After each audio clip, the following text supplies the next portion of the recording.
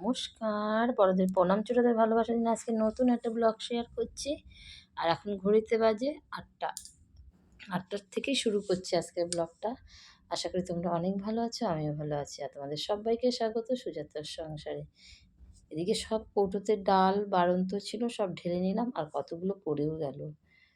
একটু অন্যমনস্ক হয়ে কাজ করলে এমনই হয়। আজকে যেহেতু সোমবার, তাই হবে নিরামিষ।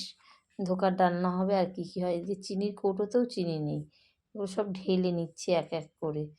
কেননা পরে না রান্নাঘরে এসে এই ঘর ও ঘর দৌড়াদৌড়ি করতে করতে প্রাণ চলে যায়। কেননা রান্নাঘরে তো আমার সব থাকে না, রান্নাঘরটা আমার অত সুবিধার না মোটামুটি, সেই জন্য রাখি না।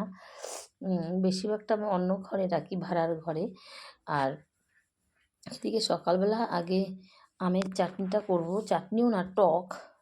এখন এত গরম পড়েছে, টক না খেয়ে উপায় নেই, এগুলোই খাচ্ছি এখন বেশি করে।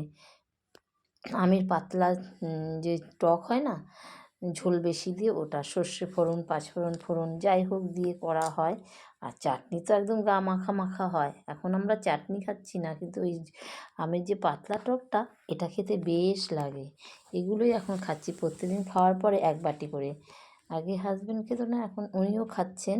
আর ছেলে, শ্বশুরমশাই, আমি, মেয়ে রাতে কাটে না। এই কড়াইয়ের এক কড়াই করব, যেহেতু আজকে সোমবার নিরামিষ।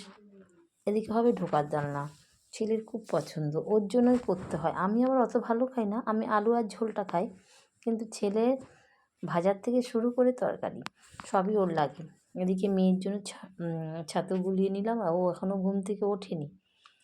আর হবে পুঁই শাক, পুঁই শাকটাও তো কাটা হয়নি, ওইদিকে চাটনি হচ্ছে, এই ফাঁকে পুঁই শাকের তরকারিগুলো কেটে নিই, যা যা সবজি দেবো। ফ্রিজের জায়গা নেই, সেই কারণে অল্প করেই করব, যাতে ফ্রিজে না রাখতে হয়, দিনেরটা দিনেই যেন শেষ হয়ে যায়। প্রায়ই থাকে তরকারি, ওরা সেভাবে খায় না তো, সেই কারণেই থেকে যায়। দেখি এবার সবজিটা ধুয়ে জলের মধ্যে ভিজিয়ে রাখলাম, কেটে এবার পুঁই শাকটা কেটে নিচ্ছি। এরকম করে হুটোপাটা করে কাজ না করলে না পরে আর কাজ আগাতে পারি না।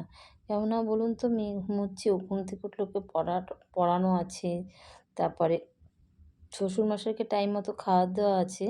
শ্বশুরমশাইয়ের ডালিয়াটা খাবে, এটা করে রেখেছিলাম ফ্রিজে, সেটাকে গরম করতে হবে, গরম করে দিয়ে দেবো আর কি। ডালিয়া দেবো আর দুটো মৌসুম্বি লেবু দেবো। এই যে তাড়াতাড়ি করে কেটে নিই, নইলে ওইদিকে আবার কাঠে ভাত হচ্ছে। একের পর এক কাজ করতেই হয়, না কাজ করে উপায় নেই। যেমন কর্ম তোমার তেমন ফল, কর্ম করে যাই, ফল কী হবে জানি না। ফলের আশা তো করতেই পারি, কিন্তু ভাগ্যটা এত খারাপ, কোনো ফলই সাকসেস হয় না। কোনোটাতেই সফল হতে পারছি না। ভাগ্য যার ভালো হয় জন্ম থেকেই ভালো হয়, আর যার খারাপ হয় কখনোই হয়তো ভালো হয় না। দুর্ভাগ্য নিয়ে জন্মালে বাপের ঘরেই বলুন আর শ্বশুরের ঘরেই বলুন, সেই ভাগ্য কিছুতেই আর ফেরাতে পারি না।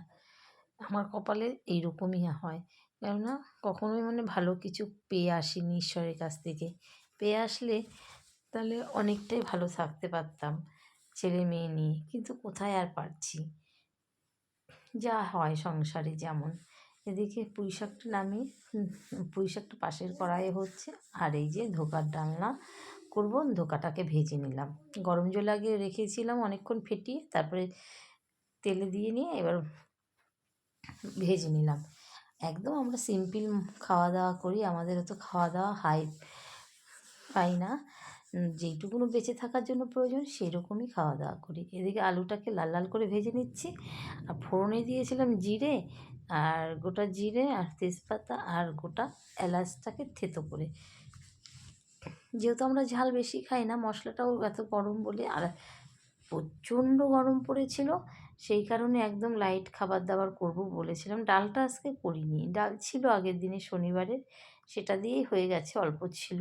আর আমি না কোনো কিছু ফেলে দিতে ভালো লাগে না, কেননা ফেলে দিলে তো ফেলেই দিলাম।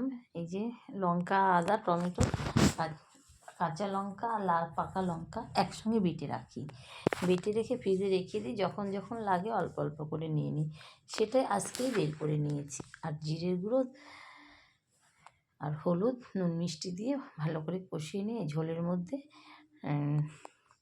ধোকাগুলো দিয়ে দিলাম।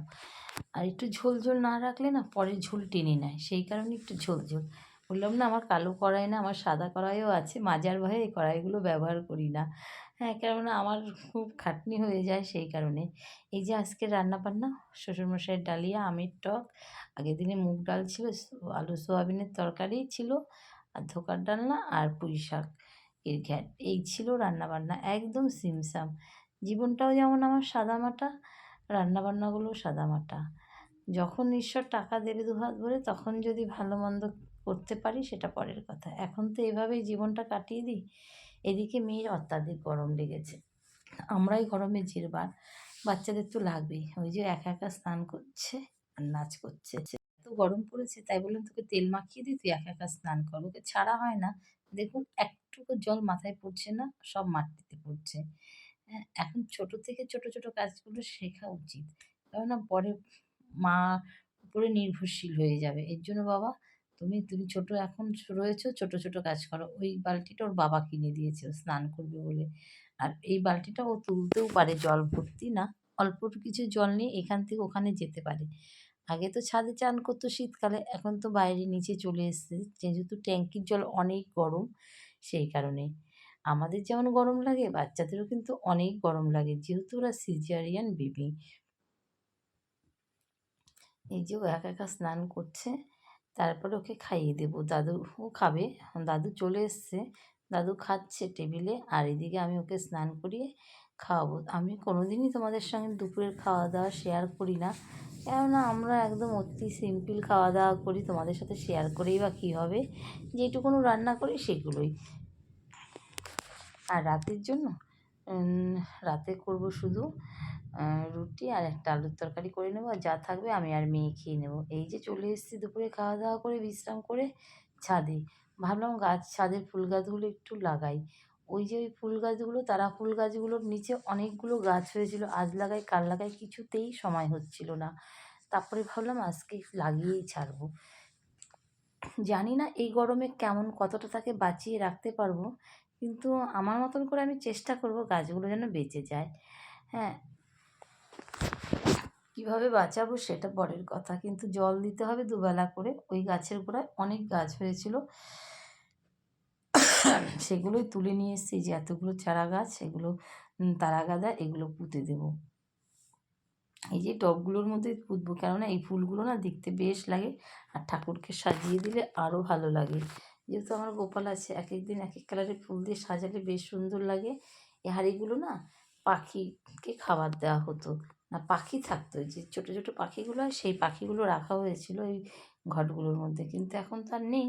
সে ছাদে তুলে নিয়ে এসছে ফুল গাছ লাগানোর জন্য, লাগিয়েছেও কিছু ফুল গাছ। ফুল ফুটলে তোমাদের সাথে শেয়ার করব। এখন তো ওদেরকে যত্ন করে নিই ওদের মতন করে। তাহলে বললাম না, এই যে বলেছিলাম প্রথমে, ভাগ্য যার ভালো হয় তার জন্ম থেকেই ভালো হয়, আর যার খারাপ হয় জন্মের পরেও খারাপ হয়। আর অনেকে বলে বাপের বাড়িতে ভালো থাকছিস না শ্বশুর বাড়িতে ভালো থাকবি, শ্বশুর বাড়িতে যে কতটা ভালো থাকবে সে ভাগ্যের উপরেই হাত। আমার কাছে কোনো হাত নেই, আমি যেমন কর্ম করেছিলাম ভগবানের কাছ থেকে নিয়ে এসেছি তারই ফল ভোগ করছি। আমি তুমি বলে কিছুই নেই, সবাই তাই। কেউ এমন ভালো নিয়ে আসে, জন্মও ভালো, তার কর্মও ভালো, ঘরও ভালো, বড়ও ভালো। আর আমার কোনোটাই ভালো না। যেমন বাপের ঘরে যেমন ছিলাম, খাটতে খাটতে দেহ যেত, শ্বশুর বাড়িতেও খাটতে খাটতে প্রাণ যায়। কেউ বলে না একটু বিশ্রাম করো, তোমাকে এই কাজটা করতে হবে না। আমার সংসার, একার সংসার, আমাকেই সব করতে হয়। এত গরম, প্রত্যেক দিনই একই বাঁধা ধরা রুটিনে উঠতে হয়। বাচ্চার স্কুল থাকলে 5টায়, আর স্কুল না থাকলে 6টায়, এই 1 ঘন্টার ডিফারেন্স। এভাবেই কাটিয়ে দিচ্ছি জীবনটা। এই হয়ে গেল 14 বছর জীবনে বিবাহিত, কিন্তু 14 বছরে কতটা কি করতে পেরেছি, কিছুই করতে পারিনি। শ্বশুরবাড়িতে এসে অনেকে অনেক কিছু করে, গাড়ি বাড়ি ঘর এটা সেটা, কিছুই না, সোনা দানা করবো কোথা থেকে? অর্থনৈতিক দিক থেকে পিছিয়ে পড়লে কোনো কিছুই সম্ভব হয় না। ভাগ্য যার জন্মগ্রহণ করার সময় যে যেমন ভাগ্য করে আসে তার সঙ্গ সেমনই দেয়। যাই হোক, অনেক গল্প হলো। আজকের মতো ভিডিওটা এখানে রাখছি। তোমরা অনেক অনেক ভালো থেকো, সুস্থ থেকো।